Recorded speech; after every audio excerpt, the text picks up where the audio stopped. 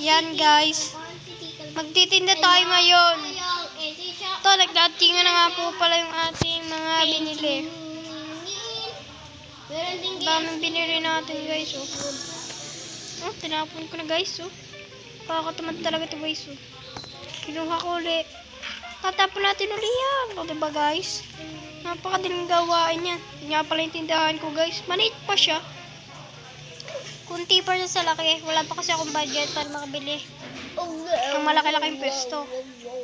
Ito pa lang yung kaya ko guys. So ngayon, ihinagis ko ulit yan. Mamaya na po ako maglalagay ng aking mga gamit. Sige, punta tayo dito. Bibili ako ng gamit. Bibili ko ay furniture.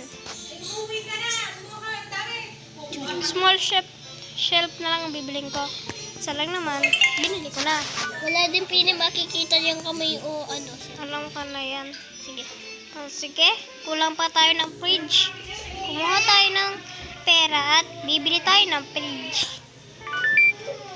Wala kasi tayong pera eh. Bibili naman tayo ng ano ba ito nasa mga kahon na binili ng aking pinsan. Kaya to, ay, avocado. Lagay natin ang avocado guys. Alis tayo. Tapon natin guys. Kunin natin ito kahon. Open natin. Open na natin. Dito yan dyan. Dito yan. So yan nga pala. May in-order nga pala. Nakalimutan sabihin sa inyo guys. Yan. Nagis ko na to. May avocado pa pala guys. Naiiwan na sa labas. Buti nga dito guys. Walang nagnanakaw sa labas. Joke lang guys. Mayroon dito. Atin daw. Ang talaga. Meron. Yan guys, inagis ko. Ay. Nasaan na yun? Ayun pala yung kahon guys. Buksan natin ko ng laman. Ano ba to? Kape ba? Ay, kape.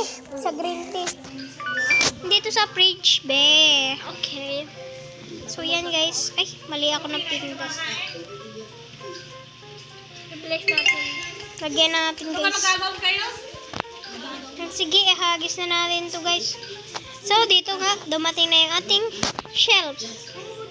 Wala lagyan ng mga pagkain. Kape. Lalagyan ng mga dere. Ay, kape pala. Kape lang, guys.